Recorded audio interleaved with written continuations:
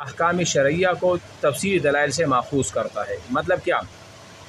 جو احکام شرعیہ مطلب کیا ہیں؟ جس طرح مثال حلال ہے، حرام ہے، نماز ہے، روزہ، زکوٰۃ ہے، نکاح ہے، طلاق ہے، خلا ہے، معاملات ہے، بیع و شراء وغیرہ، تجارت، اس کو کیا کہا جاتا ہے؟ احکام شرعیہ ہے کہ نہیں ہے یہ احکام؟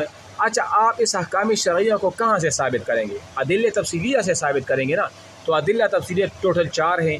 پہلا قرآن ہے، دوسرا سنت ہے، تیسرا اجماع ہے، چوتھا قیاس ہے۔ اس پر تو میں کافی ڈیٹیل سے بتا چکا ہوں۔ تو یہاں پر اگر مثال کے طور پر میں آپ کو کہہ دوں کہ یہ جو نماز ہے، یہ نماز حکم شرعی ہے کہ نہیں ہے؟ چلو ٹھیک ہے۔ اگر میں آپ کو کہہ دوں، آپ مجھ سے سوال کریں کہ نماز حکم شرعی ہے، اگر میں آپ سے سوال کروں کہ آپ کو اس کا ثبوت کہاں سے ہے، آپ نے کہاں سے ثابت کیا، آپ کے پاس کیا دلیل ہے؟ چلو ٹھیک ہے، حکیم قرآن سے۔ تو اب قرآن جو ہے، آپ نے اس حکم شرعی کو ثابت کیا، مستنبط کیا قرآن سے، تو قرآن کو ہم کیا کہیں گے؟ ادلہ تفصیلی سے پہلا قرآن ہے، دوسرا حدیث ہے، تیسرا اجماع ہے۔ چلو آسان سی اس میں کیا ہے؟ یہ تو بہت آسان ہے۔ اتنے آسان سوالات بندہ یہاں پر حل کرے تو وہاں جائیں گے تو یہی سوالات ہوں۔ اچھا یہ تو ہو گیا۔ چلو آپ یہ بتائیں،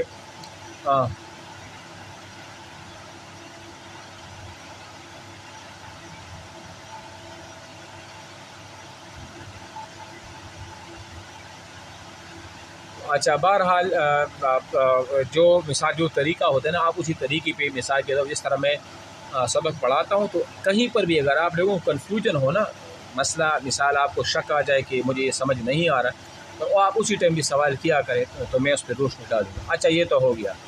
دوسری بات یہ ہے کہ علم اصول فقہ کا موضوع کیا ہے، اور موضوع کی تعریف آپ کریں۔ موضوع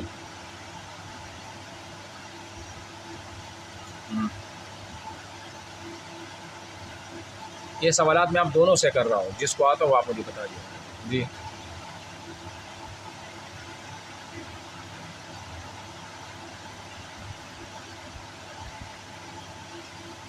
نہیں صحیح بتائے نا، آپ اس طرح شک میں نہ پڑے کہ سر وہ یہ ہوگا یا ایسا ہوگا۔ یہ آپ سمجھو، یہ میں آپ کمیشن کی انٹرویو دے رہی ہوں۔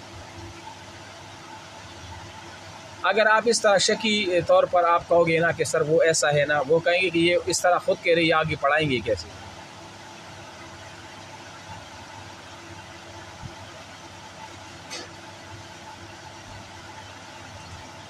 اچھا دیکھو، میں نے کیا بتایا تھا آپ کو کہ موضوع کا، اچھا مجھے پہلے موضوع کی تعریف، موضوع کس چیز کا نام تھا؟ موضوع کسے کہتے ہیں؟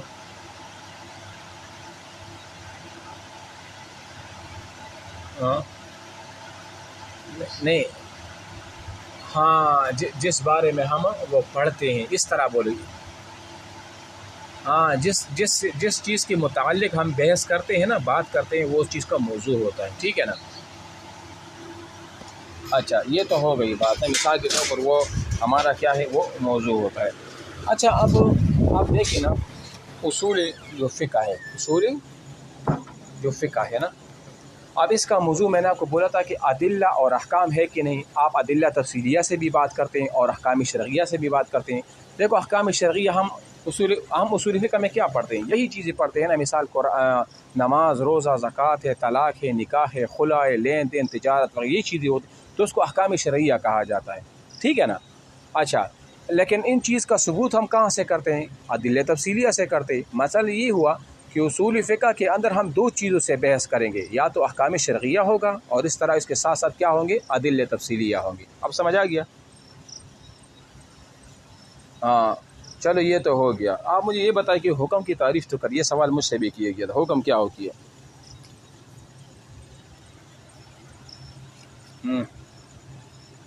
جی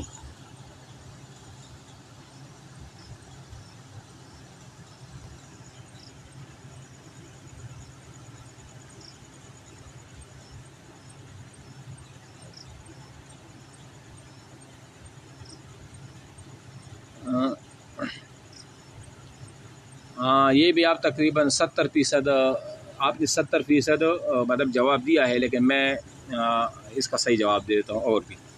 دیکھو حکم کی میں عربی تعریف کرتا ہوں نا، پھر عربی سے ہم اردو کی طرف آتے ہیں. دیکھو ہوا خطاب اللہ تعالی المتعلق بافعال المکلفین، کہ یہ اللہ تعالیٰ کا ایک حکم ہوتا ہے، خطاب ہوتا ہے جو مکلفین کے افعال کے ساتھ متعلق ہوتا ہے. مثال آپ بھی مکلف ہیں، میں بھی مکلف ہوں. ہمارے جو افعال ہوتے ہیں، جو اعمال، مثال ہم فرض ادا کرتے ہیں، ہم واجب ادا کرتے ہیں، ہم سنت ادا کرتے ہیں، تو یہ ایک صفت ہے نا، اب اعمال کی صفت ہے نا. ایک عمل یا تو واجب ہوگا، ایک عمل مثال یا تو نماز ہے، مثال نماز فرض ہے تو یہ ایک فردیت، ایک صفت ہے. مثال وطر ادا کرتے، وہ وطر واجب ہے تو واجب وطر کی ایک صفت ہے. تو دیکھو یہاں پر اعمال کی جو صفت بیان کی جاتی ہے اور اللہ کی طرف سے وہ خطاب ہوتا ہے اور وہ ہم سے متعلق ہوتا ہے. مثال ادا کرنے والے آپ ہوں گے، میں ہوں گا، جو بالغ حضرات ہوں گے وہ ادا کرتے ہیں نا. تو حکم کا تعریف یہ ہے کہ حکم ہے وہ اللہ تعالیٰ کی طرف سے ایک خطاب ہوتی ہے جو مکلفین جس طرح ہم آپ ہیں ان کے اعمال اور افعال کے ساتھ ان کا تعلق ہوتا ہے. تو نماز کا تعلق آپ کے ساتھ ہے کہ نہیں؟ روزے کا تعلق آپ کے ساتھ ہے کہ نہیں؟ مطلب روزہ انسان رکھتا ہے نا، جانور تو روزہ نہیں رکھتا. ہاں جی، تو یہ ہوتا ہے. چلو یہ حکم ہو گیا.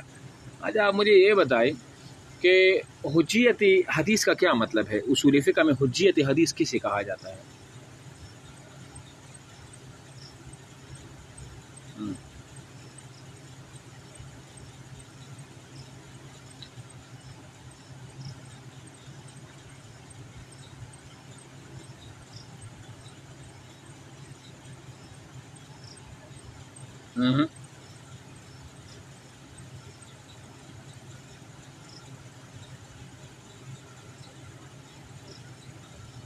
نہیں، وہ تو اجماع ہے نا.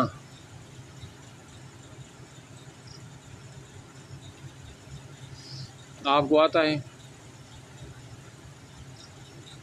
دیکھو حجیت حدیث کا مطلب کیا ہے؟ حجیت حدیث یعنی حدیث کا حجت ہونا، حدیث کو بطور دلیل جب ہم پیش کرتے ہیں نا، اس کو حجیت حدیث کہا جاتا ہے. مثال کے طور پر اگر میں کہتا ہوں نا کہ حدیث سے مسائل ثابت ہوتے ہیں، حدیث سے مسائل وہ ثابت وہ ہوتے ہیں، حدیث سے مسائل مستنبط وہ ہوتے ہیں، تو اس کا مطلب یہ ہے کہ یہ حدیث ہمارے لیے ایک دلیل بن سکتی ہے، ہم حدیث کا حوالہ دے سکتے ہیں.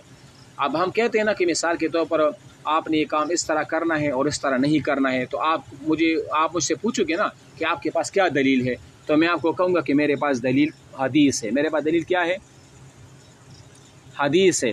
تو دیکھو یہاں پر حدیث ہے، جب میں نے حوالہ دے دیا اور میں نے دلیل دے دی تو اس کو کہتے ہیں حجیت حدیث، کہ حدیث جو ہے نا بذات خود یہ ایک دلیل ہے، اس سے احکام مستنبط ہوتے ہیں، ہم اس کو بطور دلیل پیش کر سکتے ہیں ایک حکم شرعی کے واسطے. اب سمجھ آ گیا یا نہیں آیا؟ اچھا یہ ہوتا ہے. اچھا آپ اجماع کی تعریف، جی اچھا دوسری کتاب میں، دوسری کون سی کتاب ہے جو آپ لوگوں کو آتا ہو؟